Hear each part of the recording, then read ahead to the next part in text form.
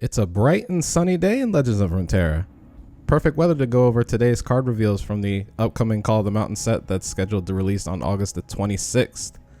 There was no champion reveal today, as per usual, but the Runeterra team did drop some new cards on us from the Targon region that's being added to set 3.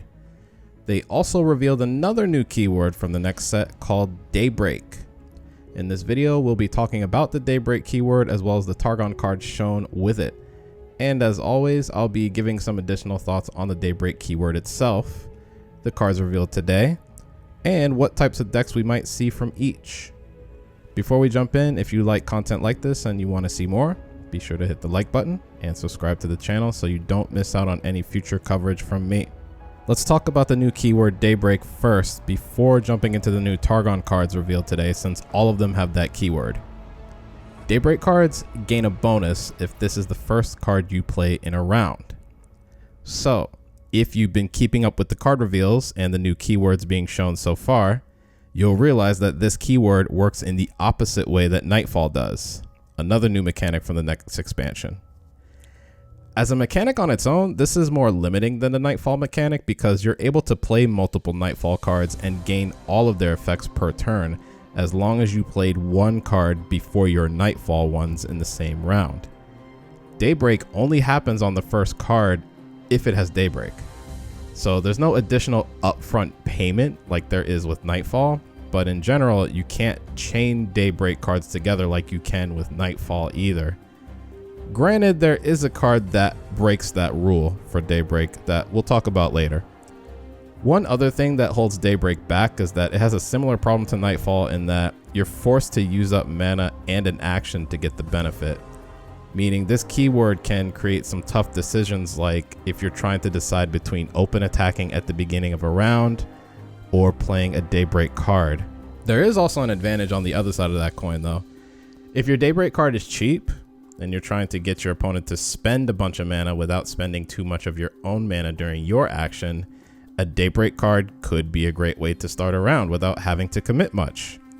I'll be mentioning this again in a bit more detail later, but basically the more expensive your Daybreak card is, the less mana you have to work with than your opponent and the more vulnerable you leave yourself when you do play it.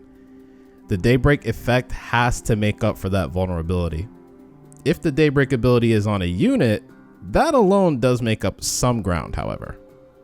One more thing before we jump into the cards, I want to give a quick shout out to Cosmic for putting together this graphic showing all the cards spoiled today.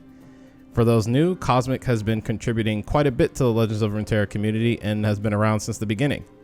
Be sure to check out Cosmic's Twitch channel at the top right and his YouTube channel. Link to the YouTube will also be in the top right of this video. First up is Solari Soldier. This is a 1-mana 2/2 with Daybreak. Give me +1/+1 this round. So this is a solid 1-mana unit that I would say is one of the best 1-drops in the game. It's better than Sithri of Cloudfield, and I personally think it's even better than Jagged Butcher, who you have to pay a pretty sizable deck building cost for in order to make Butcher a 3/3 on turn 1 even somewhat consistently. That being running warning shots. This you just have to play first before your other cards. 1-mana units have never been cards that have defined the meta in Legends of Runeterra, and as good as this card is no exception. This is likely going to be exclusive to Daybreak decks, and it looks like the recipe for a solid, if not possibly straightforward, mid-range strategy in Targon. Next we have Solari Shield Bearer. This is a 2-mana 3/2 with Daybreak. Give me +0/+4 this round.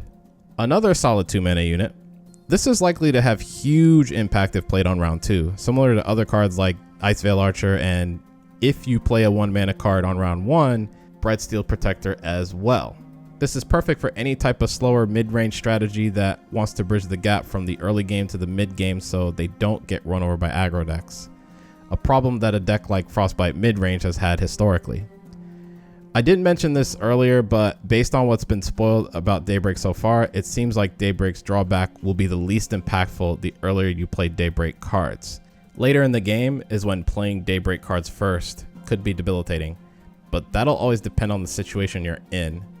Again, this will likely be exclusive to Daybreak decks, but like other 2-drops in the game, even this will fall off in effectiveness the later the game goes. It'll just take longer to do since this is a 3/6 when it first comes down. Next we have Sun Guardian. This is a 6 mana 4/3 with Overwhelm and Daybreak. Give me +4/+4 this round. This card I think is a perfect example of some of the weaknesses that Daybreak has. While an 8/7 Overwhelm for 6 mana sounds good on paper, the fact that you have to spend so much of your mana to play this card as your first action in order to get that Daybreak buff is really bad. Available mana is probably the second most important resource in Legends of Runeterra, and when you're getting into the later rounds of the game, if you end up spending a lot of your mana on the very first card you play, you open yourself up to getting countered by your opponent pretty hard if they've got the right cards in hand. You're basically freeing up a lot of possible plays that your opponent could make because they'll see that you don't have much mana left to work with, which eliminates a lot of the cards that they don't have to play around anymore. And this is the weakness of Daybreak later in the game. The more mana you have to spend on your Daybreak card, the more vulnerable you'll end up being during that round. That said, based on what's been shown today, I do think Daybreak decks will have a heavy focus on units, similar to Demacia or Freljord. And usually the more unit focused your deck is, the less spells you'll be playing, and the cheaper you'll want your spells to be when deciding which ones to play in your deck. Decks like Bannerman and, to a slightly lesser extent, Frostbite Midrange have proven this. I'll still hold off judgment on this one, but it doesn't look great so far.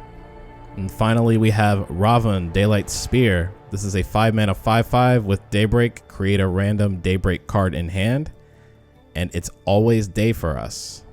In a vacuum, this is the strongest Daybreak card revealed so far.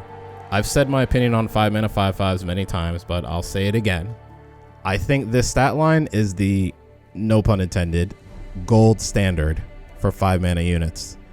This just drips value, even if it doesn't have any other keywords to make it more difficult to deal with. At 5 mana, you're starting to approach the point of the game where playing an expensive Daybreak card can backfire on you, but again, Daybreak seems to be very unit focused, and I would say spending most or all of your mana on round 5 to play this card is still fine, since Ravan gives you value back right away in the form of another Daybreak card, even though you can't use that value yet. The other part of Ravan's ability goes back to what I mentioned earlier. This card so far is the only card that'll allow you to play multiple Daybreak cards in a turn. It does seem like, based on the text, you'll have to chain them together, meaning you won't be able to play non-Daybreak cards in between your Daybreak ones if Ravan is in play, but I could be wrong. If I am, that makes Ravan even better. Unless we get even more powerful Daybreak cards at the 5 mana slot, we're probably going to see Ravan as a core card in Daybreak decks. And that's all I've got for you today.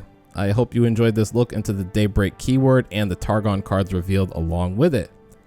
If you did, feel free to leave a like, as it really helps me out and gets this video out to others in the community. If you don't want to miss future coverage of the new set from me, subscribe to the channel and don't forget to hit the notification bell below to make sure you know when the next video goes live. Feel free to check out the other places you can find me on the internet in the video description below. You'll find my Twitter, Twitch channel, and we also have a Discord as well that you can join. Thanks for taking time out of your day to watch this, and I'll see you next time. Take care.